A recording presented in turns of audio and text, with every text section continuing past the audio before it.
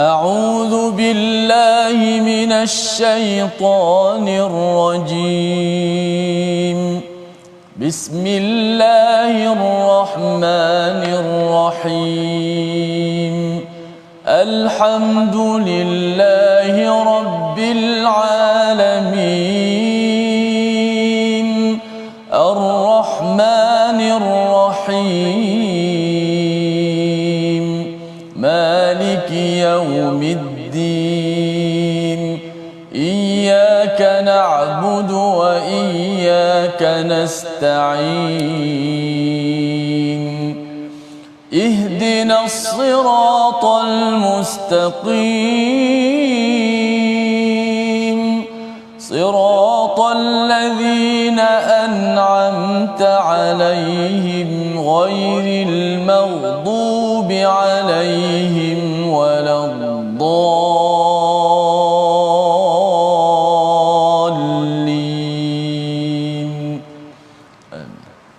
Assalamualaikum warahmatullahi wabarakatuh. Alhamdulillah wassalatu wassalamu ala Rasulillah wa ala alihi wa man wala syada la ilaha illallah syada Muhammadan abduhu wa rasuluhu. Allahumma salli ala sayidina Muhammad wa ala alihi wa sahbihi ajma'in. Amma ba'du. Apa khabar tuan-tuan dan puan yang dirahmati Allah sekalian? Kita bertemu dalam My Quran Time, baca faham amal pada hari ini. Kita berada pada Ramadan yang ke-29. Kita hanya beberapa hari lagi, ya, 1 hari 2 hari lagi Ustaz, ya, bersama Ustaz Tirmizi. Apa khabar Ustaz? Baik, alhamdulillah. Alhamdulillah, ya. Kita sehari 2 hari lagi nak bersambut bersama dengan Syawal, dan sudah tentunya ada kesedihan, ada kegembiraan Ustaz, ya. Sedih kerana Ramadan sudah berada di hujung, ya. Gembiranya itu kerana ada Syawal. Jangan pula kita terus sedih saja. Allah suruh kita meraihkan, ya, meraihkan Syawal ini dengan amalan-amalan untuk menunjukkan kesyukuran atas hadakum, ya, atas hidayah yang Allah berikan kepada kita, dapat berpuasa, dapat menunaikan banyak amal pada bulan Ramadan yang moga-moga ianya memberi kesan takwa dalam kehidupan kita seharian selepas ini, insya-Allah. Pada hari ini kita bersama dan kita ingin mulakan dengan doa ringkas kita. Subhanakala ilmalana illa ma 'allamtana innaka antal alimul hakim. Rabbi zidni ilma. Kita saksikan apakah ringkasan sinopsis bagi surah Asy-Syura halaman 488. Bermula daripada ayat 45 hingga 46, kita akan melihat keadaan orang-orang yang kafir di hadapan neraka Allah Subhanahu Wa Taala, bagaimana mereka tunduk, bagaimana keadaan mereka. Ini kita akan perhatikan dalam 2 ayat, diikuti pada ayat 47 hingga 51, iaitu memenuhi seruan Allah Subhanahu Wa Taala yang memiliki langit dan bumi, dan bagaimana berinteraksi kalau kita diberikan rahmat ataupun nikmat, ataupun diberikan cabaran sayyi'ah, keburukan dalam kehidupan. Jadi mari sama-sama kita baca daripada ayat 45 hingga 47 terlebih dahulu, dipimpin Al-Fadhil Ustaz Tirmizi Ali. Silakan Ustaz. Baik, alhamdulillah. Terima kasih Fadil Ustaz Tuan Fazrul. Penonton-penonton, sahabat-sahabat Al-Quran, sama-sama insya-Allah kita mulakan majlis ataupun My Quran Time, baca faham amal, dan kita dah berada di penghujung Ramadan. Sebagai kata Ustaz Faz tadi, sudah mula kita rasa sedih. Pun begitu, kita masih lagi berada di penghujung dengan kemuncak Ramadan, untuk terus kita fokus dan terus kita lipat kali gandakan amalan, kerana kita tak pasti adakah akan datang kita masih lagi bertemu dengan Ramadan. Mudah-mudahan Ramadan menjadi Ramadan terbaik bagi kita, insya-Allah. Baik, kita baca ayat yang ke muka surat 488 sama, daripada ayat 45 hingga 47. A'udzu billahi minasy syaithanir rajim. وتراهم يعرضون عليها خاشعين من الذل ينظرون من طرف خفي. وقال الذين آمنوا إن الخاسرين الذين خسروا أنفسهم إن الخاسرين الذين خسروا أنفسهم وأهليهم يوم القيامة ألا إن الظالمين في عذاب مقيم. وما كان لهم من أولياء ينصرونهم من دون الله ومن يضلل الله فما له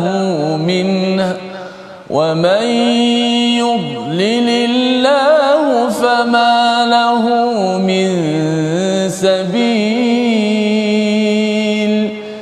استجيبوا لربكم من قبل أن يأتي يوم لا مرد له من الله ما لكم من ملجأ يومئذ وما لكم من نكير صدق الله العظيم. Astagfirullahalazim, itulah bacaan daripada ayat 45 hingga 47 sebentar tadi, menyambung kepada apa yang telah kita ikuti bagaimana Allah nyatakan pada ayat 44 semalam, iaitu barang siapa dibiarkan sesat oleh Allah maka tidak ada baginya pelindung setelah itu. Kamu akan melihat orang yang zalim ketika mereka melihat azab berkata, apakah ada jalan untuk kembali? Adakah jalan untuk kembali ke dunia untuk beramal, menambah amal yang ada? Malah kalau kita berada pada Ramadan ini Ustaz ya, berbaki sehari 2 hari ini pun kita perlu manfaatkan. Kerana apa? Kerana ia adalah peluang untuk kita menambah amal yang mempunyai ganjaran yang besar. Tak nak nanti sampai satu hari nanti kita mengatakan bahawa saya nak kembali balik pada bulan Ramadan untuk saya beramal ya. Apakah perkara ini sebagai pelajaran daripada ayat yang kita bincangkan semalam. Dan pada hari ini kita melihat kepada apakah realiti di akhirat itu untuk kita ambil pelajaran agar kita tidak menjadi seperti dalam ayat 45, wa tarahum yu'raduna 'alaiha khashi'ina minadh-dhul, iaitu pada hari itu mereka dihadapkan kepada azab Allah, dan pada waktu itu apa yang berlaku? Mereka khusyuk ya atas kehinaan yang berlaku kerana banyak derhaka, banyak silap yang dibuat, jenayah yang dibuat semasa di dunia. Ini yang kita boleh perhatikan kalau orang dekat penjara Ustaz ni, mahkamah bila disabitkan kesalahan, orang itu akan tutup muka ya, malu, walaupun dulu dialah yang amat bangga masuk ke Facebook, masuk ke beri ucapan dan sebagainya untuk membuat sesuatu rosak dan jenayah dalam sesebuah negara. Jadi ini adalah sesuatu yang berlaku di akhirat yang kita harapkan kita tidak jadi begini tuan-tuan ya, kita tidak jadi begini ya. Yang dzuruna min tarfin khafi, iaitu mereka melihat neraka itu dalam keadaan yang lesu sambil pandang anak mata ya, maksudnya dengan gitu, pasal ia amat menakutkan ya. Seperti kalau katakan ada orang yang digantung kan, digantung kerana kes bunuh ke ataupun kes mengedarkan dadah dan sebagainya. Kalau kita diberikan peluang untuk tengok kepada orang itu didenda dengan digantung, kita pun tak larat Ustaz. Betul ya, kita nak tengok dia datang ke situ dan kemudian dan akhirnya kalau ada yang guna kaedah bawahnya itu akan ditarik kan, dan akhirnya begitu ya, kita boleh bayangkan sajalah, tapi kita tak mampu bila apatah lagi kalau katakan lidah terjelir, darah memercik dan sebagainya. Perkara-perkara itu adalah amat-amat mendebarkan. Dan pada waktu ini orang-orang yang pernah berbuat derhaka dan tidak bertaubat itu, orang-orang kufur, akan melihat secara letih, lesu dan menggunakan hujung pandangan mata sahaja. Bagaimana pula orang yang beriman? Allah nyatakan, wa qala allazina amanu innal khasirina allazina khasiru anfusahum wa ahlihim yaumil qiyamah, iaitu orang beriman bercakap, memang rugilah orang-orang yang rugi ya. Mereka rugi bukan sekadar untuk diri mereka tetapi juga merugikan ahli keluarga mereka Ustaz ya. Ahli keluarga masuk ke dalam neraka itu, nauzubillah min zalik, dia bukan sekadar untuk diri mereka, untuk keluarga mereka juga. Apa kaitannya? Kalau seseorang itu dia rugi pada diri, kita tahu bahawa dia diazab. Tetapi apa kaitan dengan ahli keluarga? Kalau ahli keluarganya juga dia tidak didik dengan Quran, tidak ajak untuk solat, dia tidak tegur kepada perkara-perkara yang tidak betul, maka akhirnya ahli keluarga juga ke dalam neraka. Dua-dua tak ada manfaat. Dua-dua diberikan azab oleh Allah. Dan kalau ahli keluarga itu beriman dan akhirnya masuk syurga, maka terpisahlah mereka selama-lamanya Ustaz. Yang seorang akan pergi ke syurga terus aman kerana committed dengan Quran, committed dengan solat. Yang seorang lagi ini kerana pecah amanah, rasuah, tidak sembahyang, tidak baca Quran, maka akhirnya terpisah ahli keluarga. Walaupun kita mungkin hari ini raya Ustaz ni dapat pakai baju sedondon tu kan, sama warna, gembira, bergambar bersama, rupanya gambar itu hanyalah di dunia kerana tidak memperjuangkan iman, tidak memperjuangkan iman. Jadi ini pelajaran untuk saya, sama-sama kita tuan-tuan ya, kita mengingatkan kalau ada ahli keluarga kita yang mungkin tidak solat, masih lagi tidak suka baca Quran, kita kena cuba buat sesuatu ya, kita doa banyak-banyak, ajak, kerana kita tidak mahu jadi orang yang rugi ya, jadi orang yang rugi kerana terpisah daripada ahli keluarga. Dan kita sudah pun tahu bahawa di dunia ini penuh ujian, tak naklah lagi banyak ujian bila sampai di akhirat. Di hujung itu Allah menyatakan ala innadh-dhalimina fi adzabim muqim. Sesungguhnya orang yang zalim itu berada pada azab yang kekal. Muqim ini macam kita mukim Ustaz, duduk dalam satu kawasan tu kan, kita bermukim. Jadi bermukim di tempat yang azab, rumah tak cantik, rumah bocor, mesti kita nak pindahnya, tetapi tidak boleh pindah lagi bila sudah sampai ke dalam azab yang sengsara ini, kerana iman ini sesuatu yang amat berharga. Yang ini yang kita cuba laksanakan dengan kita mendalami Quran dalam setiap hari ini. Kita terus ajak pada bulan Ramadan dan seterusnya pada bulan Syawal yang mendatang. Ayat 46 Allah menyatakan tentang apa lagi kesan kepada mereka yang zalim. Zalim ini maksudnya satu menzalimi diri sendiri, satu lagi zalim pada orang lain Ustaz ya. Zalim mendera orang lain. Apa jadi pada mereka? Wa makana lahum min awliya yansurunahum min dunillah, iaitu mereka itu tidak ada pelindung, tidak ada siapa yang dapat menolong mereka. Tak ada peguam bela 10 orang, 20 orang, 30 orang, tak ada, dia nak seorang pun tak mampu untuk membela. Kerana apa? Masing-masing pada waktu ini. Wa may yudlilillah, ya, siapa yang disesatkan Allah, fama lahu min sabil, iaitu mereka itu tidak akan dapat lagi jalan untuk kembali kepada hidayah Allah Subhanahu Wa Taala. Jadi ini penting untuk kita beritahu kepada diri kita, kalau perkara-perkara kezaliman itu berlaku dalam diri, dalam masyarakat, dalam keluarga, rupa-rupanya tidak ada lagi orang yang akan menjadi pembela, pelindung. Dan yang keduanya, tak ada orang nak tolong Ustaz. Tak ada orang nak tolong ya, kerana pada waktu itu masing-masing nak lepas diri ya, masing-masing nak lepas diri. Dan mudah ceritanya lah, kalau katakan kita dah lemas ya, masing-masing akan selamatkan diri je, walaupun dia sayang kepada anak ke apa sebagainya, tetapi akhirnya kalau ayah tak selamatkan diri dia sendiri pun akan lemas, dan akhirnya orang-orang lain juga akan lemas. Itu pelajaran yang kita ambil daripada ayat 46. Ayat 47 Allah beritahu nak buat apa. Nak buat apa untuk kita elak perkara ini. Ayat 47 kita baca sekali lagi untuk kita sama-sama menghayati, melaksanakan, terutama di hujung Ramadan ini, istiqamah selepas ini. Silakan Ustaz. Baik, insya-Allah penting untuk kita dapat istiqamah selepas daripada Ramadan. Kerana bulan Ramadan kalau kita rajin beramal, semangat, dia tak pelik sangat, sebab bulan Ramadan ni semua orang pakat beramal belaka. Betul. Semua orang pergi masjid, semua orang puasa, jadi kekuatan tu jadi kuat, suasana tu dah membantu. Tapi kalau lepas Ramadan, kalau kita boleh berjaya meneruskan, itu satu benda yang sangat berharga ya. Kita baca ayat yang ke-47. Auzubillahi minasyaitanir. Istajibu li rabbikum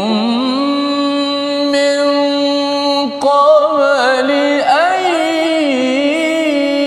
يأتي يوم لا مرد له من الله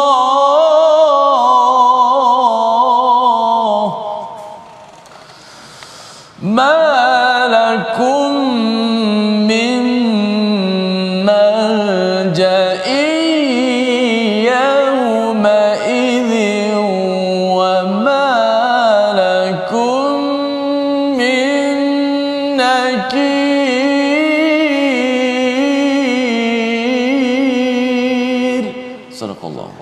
Surah Nazim. Patuhilah seruan Tuhanmu sebelum datang suatu hari yang tidak dapat ditolak atas perintah Allah Subhanahu Wa Taala. Pada hari itu kamu tidak dapat tempat berlindung, dan tidak pula dapat mengingkari dosa-dosamu. Jadi ada 3 perkara penting kita diingatkan dalam ayat ini. Awalnya Allah kata istajibu li rabbikum min qabl, ya, iaitu kita jawablah, kita patuhlah kepada seruan Allah Subhanahu Wa Taala, serius ya, serius dalam mematuhi peraturan Allah. Ada yang kata kita dah Ramadan habis ustaz ya, Syawal nanti kita main-main jelah kan, happy lah kan, kata kena happy dengan happy itu lain kan. Kalau kita happy kita bergelar farah ya, nanti kita akan tengok ayatnya ada perkataan itu. Kalau farah dan marah sebelum ini ya, sehingga kan kita sombong dan juga bongkak ya dengan apa yang ada, maka dan apatah lagi bila cakap tentang ada makanan, ada kereta dan rumah dan sebagainya yang besar, maka pada waktu itu ia ditegur oleh Allah Subhanahu taala.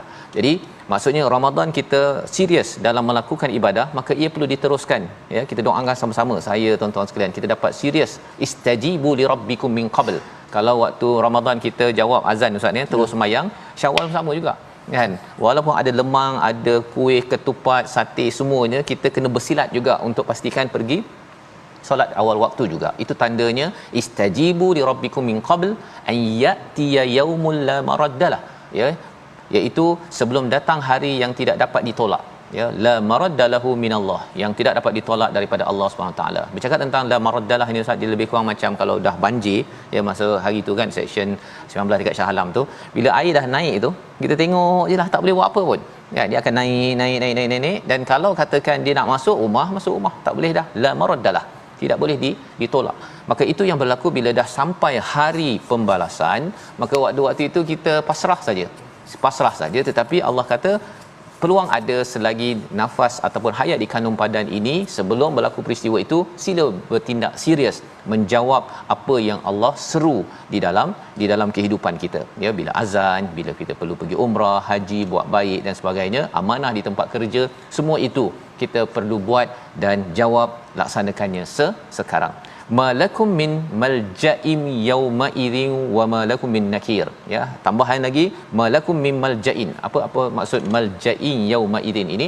Tidak ada tempat perlindungan, tidak boleh pergi ke terowong ke, nak pergi ke smart tunnel ke, nak berlindung daripada kiamat masuk dalam peti besi ke, tak ada ya, habis segala-galanya pada waktu itu. Dan yang ketiga Allah cakap wa malakum min nakir.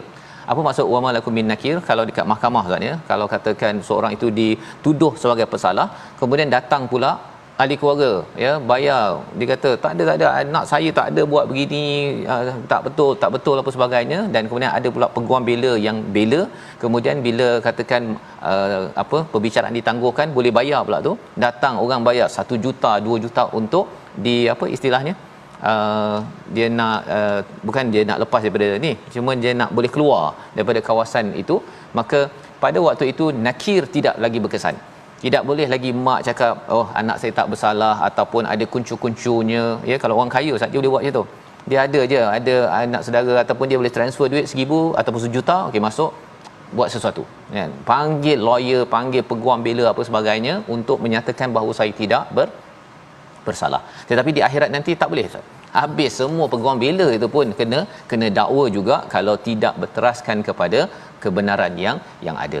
Dan ini sebagai pelajaran untuk kita tak nak jadi orang yang dinyatakan sebentar tadi zalim. Maksudnya zalim ini satu kepada diri, kepada keluarga, juga kepada masyarakat, dan sudah tentunya ada juga zalim itu berbuat dosa kepada Allah Subhanahu Wa Taala. Jadi kita perhatikan perkataan pilihan kita pada hari ini, sama-sama kita saksikan, iaitu zaqa ataupun zawaqa, maksudnya merasa. Ini adalah perkataan bercakap tentang azab di akhirat nanti, di mana dirasakan, maksudnya dirasakan kepada mereka azab tersebut. Kalau zaman kita ataupun di dunia ini dirasakan itu dalam bentuk kita kadang-kadang terkena air panas sikit pun kita rasa dah tak tahan dah ya. Allah menyatakan tentang orang yang berada di akhirat nanti, kalau dia zalim dan dia rasa bahawa selama ini di dunia dia ada peguam bela, di sana rasakan tak ada peguam bela, dan pada waktu itu tidak ada orang yang boleh membantu. Maka itulah pelajaran untuk kita sama-sama elakkan, dan juga kita akan sama-sama melihat pelajaran selepas rehat nanti, apa sebab apa sebab mengapa ada orang pada zaman Nabi itu diingatkan tapi degil ya. Pelajaran juga untuk kita zaman sekarang. kalau kita ataupun rakan kita macam mana formula degil Ustaz ya. Dia ada formula degil sebenarnya yang Allah beritahu agar bukan suruh kita buat, tetapi untuk kita elakkan, pasal ia mungkin pernah berlaku dalam diri saya, banyak boleh berlaku Ustaz ya, dan juga pada diri tuan-tuan yang bersama dalam My Quran Time pada hari ini. Jadi kita berehat sebentar, kembali selepas ini untuk kita memerhati apa psikologi manusia Allah bongkarkan agar sesuatu itu kita jadikan pelajaran, jangan sampai kita jadi orang yang degil. My Quran Time, baca, faham, amal, insya-Allah.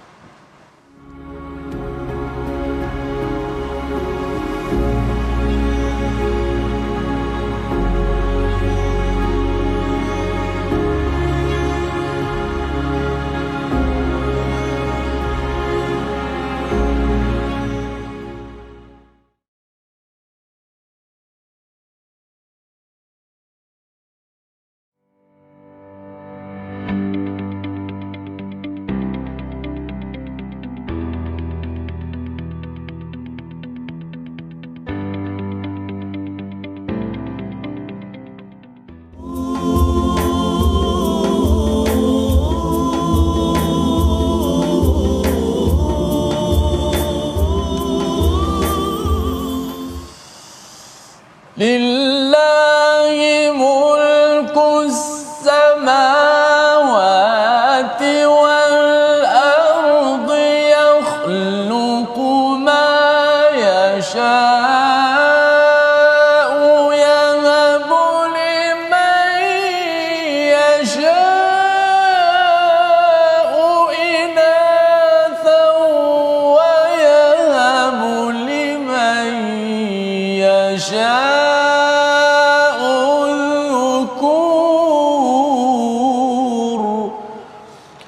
Sadaqallahul Azim. Alhamdulillah, terima kasih pada semua penonton-penonton, sahabat-sahabat Al-Quran terus setia dalam My Quran Time, baca, faham, amal. Insya-Allah pada ayat yang ke-49 ni sangat besar maknanya saya peribadi pada diri saya sendiri. Dan saya dekat awal kahwin itu Safas menanti cahaya mata dalam lebih kurang 4 tahun lebih juga. Jadi ayat ni juga selalu saya bila dalam keadaan sedih, saya akan memerhatikan ayat ini, akan baca ayat ini, memberi semangat motivasi kepada saya bahawa kuasa itu milik Allah Subhanahu Wa Taala. Itu Safas tadabburlah. Okey. Jadi kita nak ambil tajwid sikit pada hari ini. Kita lihat slide kita untuk tajwid. Inna alaika illal balagh, sempurnakan huruf ghain ketika waqaf.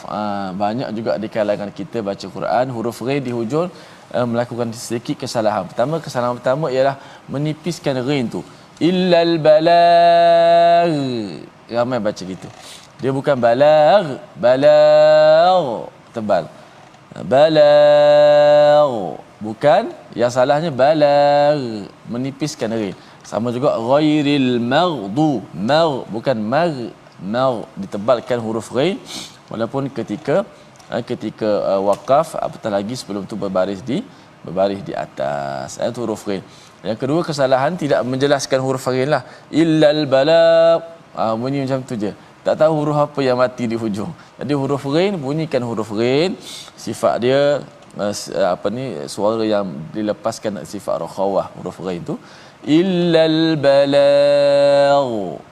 In alayka illal balagh. Begitu. Wallahu a'lam. Terima kasih ucapkan pada Ustaz Tirmizi untuk huruf ghain pada hari ini Ustaz ya. Huruf ghain ini dia kalau tak baca betul-betul tu dia kadang-kadang mudahnya dia ra Ustaz kan. Okey, ra, dan ia memerlukan kesungguhanlah sebenarnya. Satu huruf yang istimewa dalam bahasa Arab ya, walaupun mungkin adalah dalam bahasa Perancis mungkin ada Ustaz ya, bunyi ra begitu tu, untuk sama-sama kita menghargai dan baca dengan lebih jelas insya-Allah. Kita ingin menyambung kepada ayat yang ke-48 ya, 48 hingga 51, di mana ayat 48 ini adalah satu pujukan kepada Nabi. Dalam masa yang sama juga Allah membongkar psikologi manusia yang kita harapkan psikologi ini kita dapat jaga-jaga ya, jangan sampai kita terperangkap ya dalam keadaan ini, tetapi kita dapat kawal dengan apa yang digariskan di dalam surah ini pada halaman 488. Jom kita baca ayat 48 hingga ayat 51, pimpin Al-Fadhil Ustaz Tirmizi. Baik, sama-sama kita baca ayat 48 hingga 51 muka surat 488 ini. Tarannum jiharkah insya-Allah. أعوذ بالله من الشيطان الرجيم فإن أعرضوا فما أرسلناك عليهم حفيظا إن عليك إلا البلاغ وإنا إذا أذقنا الإنسان منا رحمة فرح بها وإن تصبهم سيئة بما قدمت أيديهم فإن الإنسان كفور لله ملك السماوات والأرض يخلق ما يشاء يهب لمن يشاء إناثا ويهب لمن يشاء الذكور أو يزوجهم ذكرانا وإناثا ويجعل من يشاء عقيما إنه عليم قدير وما كان لبشر أن يكلمه الله إلا وحيا أو من وراء حجاب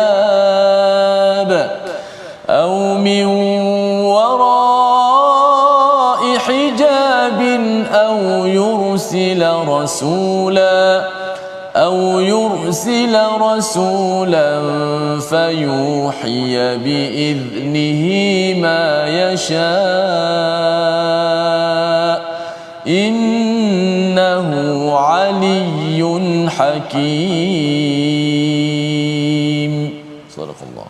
Surah Al-Nazim, gitulah bacaan daripada ayat yang ke-40 ya, 48 sebentar tadi sehingga ayat yang ke-51 untuk kita melihat kepada pujukan Allah kepada Nabi, fa in a'radu fama arsalnaka alaihim hafiza, iaitu sesungguhnya jika mereka berpaling daripada Nabi Muhammad sallallahu alaihi wasallam, maka Allah kata bahawa kamu tidak diutuskan untuk menjaga mereka. Hafizah itu maksudnya menjaga ataupun melihat kepada amal mereka, ya. Seperti mana kalau kita bercakap tentang menunjukkan kuda ataupun unta ke tempat minum, tetapi nak memastikan minum itu bukannya tugas seorang pengembala, tetapi itu adalah daripada Allah Subhanahu Wa Taala.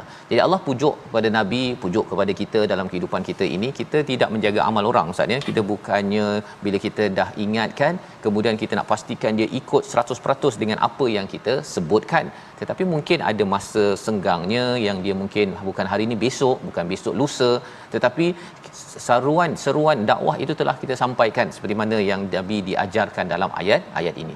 Tetapi bagi orang yang menangguhkan, ya, ataupun yang tidak mahu menyampaikan ini, kita tengok sekali lagi seruan Allah, inna alaika illal bala, tugas bagi Nabi hanyalah menyampaikan. Dan sebab manusia ini layan tak layan, ikut tak ikut kepada seruan kebaikan, Allah nyatakan wa inna idza azaqnal insana minna rahmatan fariha biha, ya, iaitu apabila seseorang itu diberikan rasa, ya, rahmat, dapat kebaikan, maksudnya dapat sesuatu anugerahlah, pada waktu itu ialah seorang manusia itu dia mudah untuk fariha biha, ya, dia suka untuk farah, ya, farah. Jadi itu sebabnya farah dalam al-Quran ini kebanyakannya negatif, Ustaz. Tak boleh overjoy, tidak boleh melampau gembira, tapi ada yang dibenarkan, iaitu kalau farah kepada siapa, Ustaz? Farah kepada Al-Quran. Dia bukan farah kepada farah.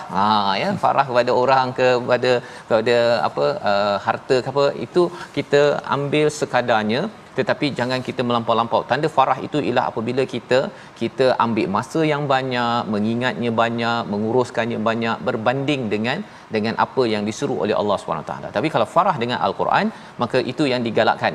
banyakkan masa bersama dengan al-Quran, kaji, baca, faham dan kita beramal dengan al-Quran. Itu okey, sebagaimana dinyatakan dalam surah Yunus ayat yang ke-58. Baik, tetapi kalau perkara yang tak baik berlaku, ya, wa in tusibhum sayyi'atum bima qaddamat aydihim fa innal insana kafur.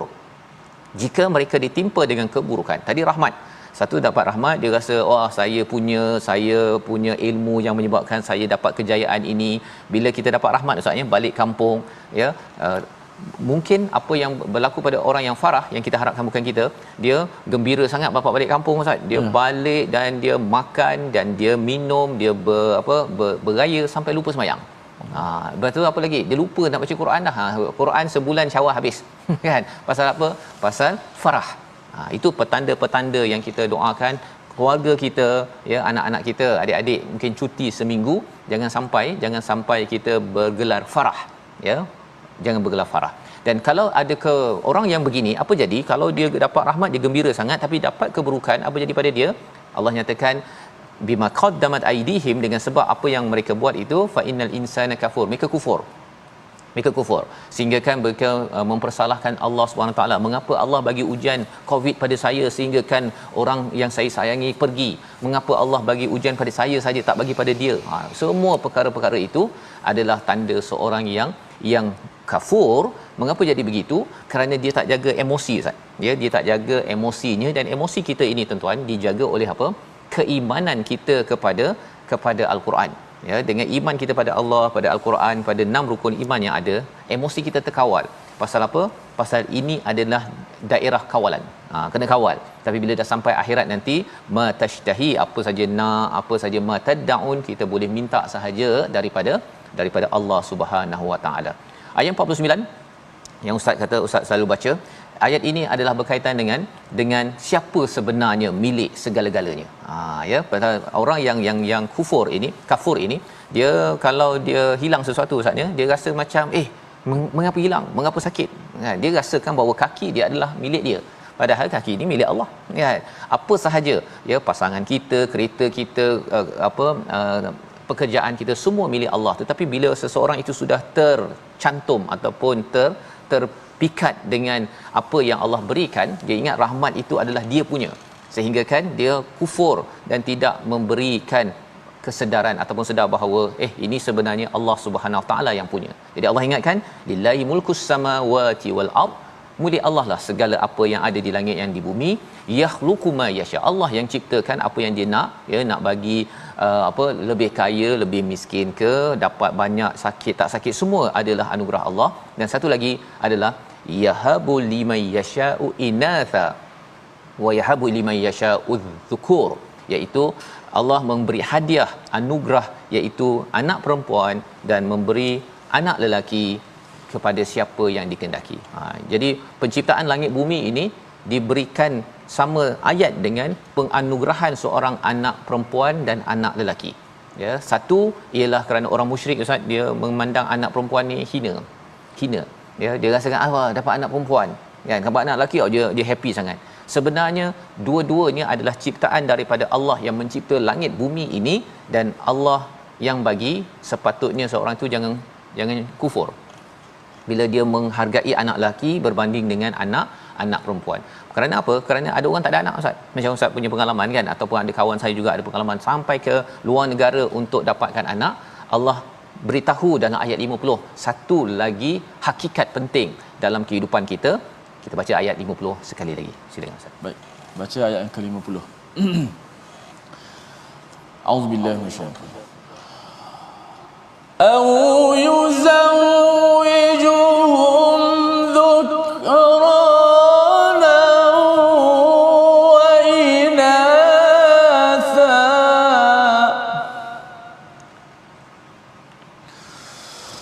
أو يزوجهم ذكرانا وإناثا ويجعل من يشاء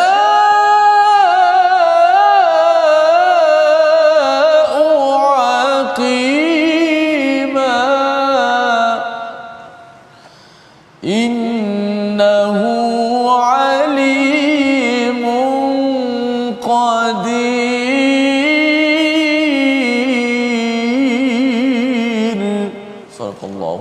surah Al-Azim ayat yang ke-50, atau dia Allah Subhanahu Wa Taala menganugerahkan yuzawijuhum dhukranan wa inatha, ya, memasangkan, memberikan juga anak lelaki, ya, dan anak perempuan. Maksudnya pertama dapat anak perempuan, kemudian dapat anak lelaki, kemudian dapat anak perempuan, dapat anak perempuan, ataupun dapat anak lelaki, dapat anak lelaki, dan seterusnya Ustaz, ya. Itu semuanya Allah yuzawijuhum, Allah anugerahkan, Allah kumpulkan pada diri seseorang. Tetapi ada yang Allah jadikan wa yaj'alu may yasha'u aqima, ada yang Allah jadikan sebagai tidak subur, tidak mampu untuk melahirkan anak, bukan sahaja daripada perempuan Ustaz, ya, tetapi daripada sumber lelaki juga tidak dapat untuk menyebabkan si isterinya melahirkan seorang anak.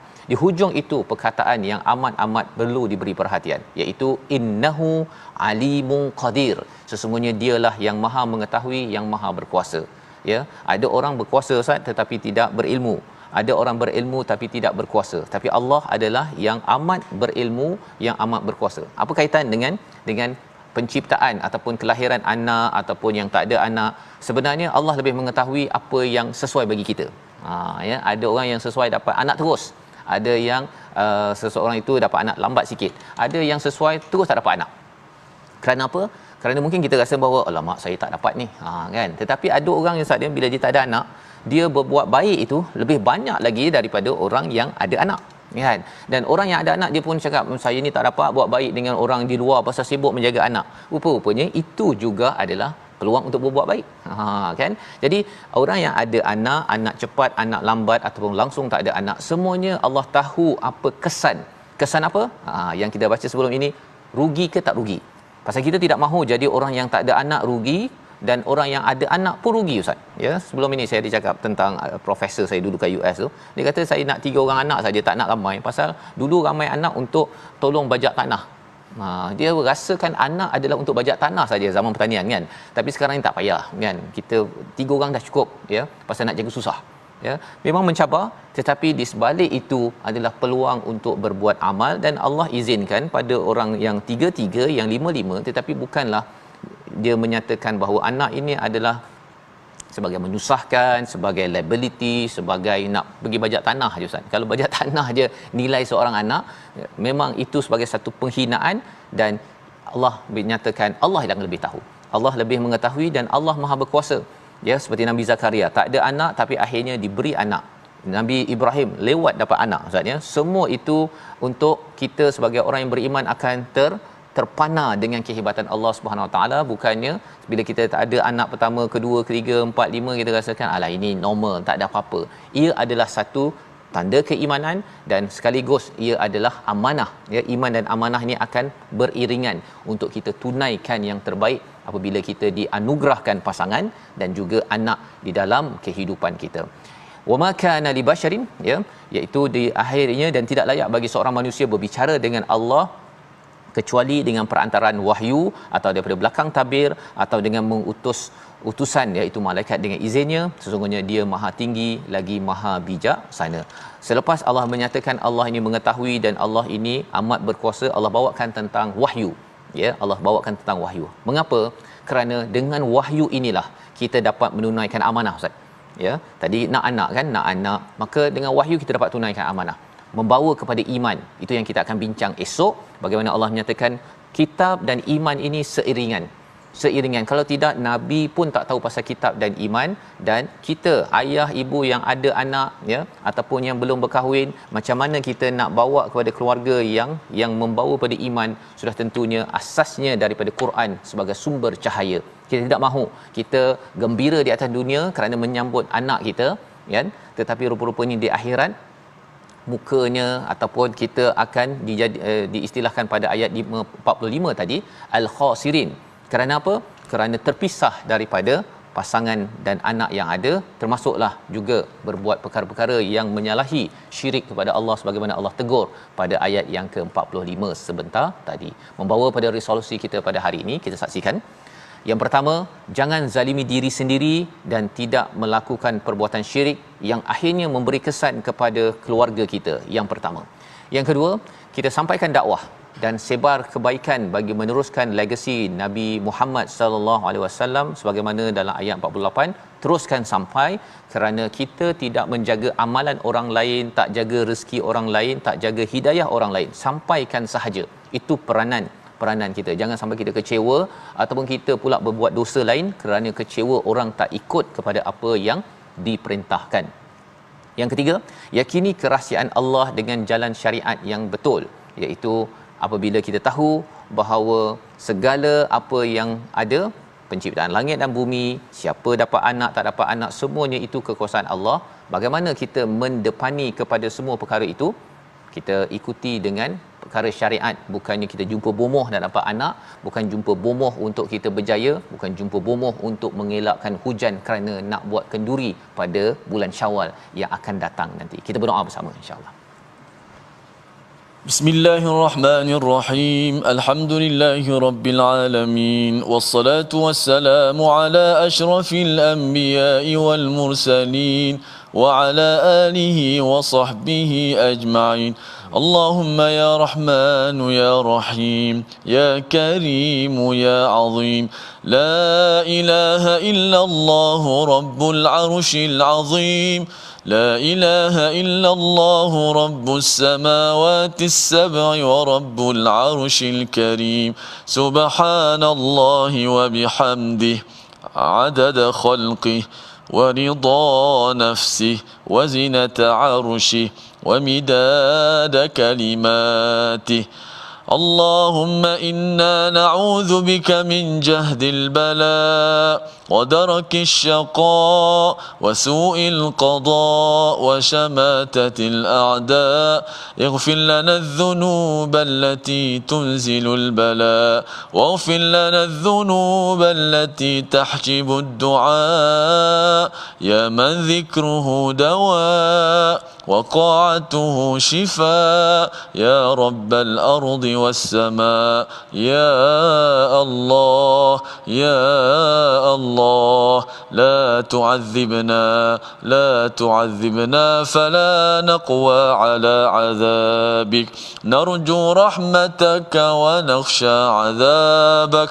اللهم وأجرنا من النار، اللهم أجرنا من النار، اللهم وأجرنا من النار. اللهم إنك عفو تحب العفو فاعف عنا. اللهم إنك عفو تحب العفو فاعف عنا يا كريم. وصلى الله على سيدنا محمد وعلى آله وصحبه وسلم، والحمد لله رب العالمين. Amin amin ya rabbal alamin. Moga-moga Allah mengurniakan, mengabulkan doa kita pada hari ini. Yang kita doakan Ramadan kita pada tahun ini adalah doa Ramadan yang penuh dengan doa kehambaan kita kepada Allah Subhanahu taala, kerana kita tahu bahawa Allah lah pencipta langit dan bumi. Yang perlu kita sebarkan kesedaran ini kepada seluruh masyarakat dengan tabung gerakan Al-Quran. Satu usaha untuk kita memastikan infak yang kita letakkan ini membawa nilai Al-Quran sehingga ramai tahu Al-Quran adalah sumber cahaya sebagai sumber rahmat daripada Allah Subhanahu Wa Taala yang menyebabkan kita makin tunduk dan tidak berlaku farah dan tidak berlaku kafur sebagaimana Allah nyatakan pada ayat 48 sebentar tadi. Jadi kita bertemu lagi pada halaman akhir surah Asy-Syura pada hari esok insya-Allah, dan kita akan menyambung kepada surah baru, surah Az-Zukhruf yang penuh dengan panduan bagaimana menguruskan dunia kita insya-Allah. Kita bertemu lagi My Quran Time, baca faham amal insya-Allah.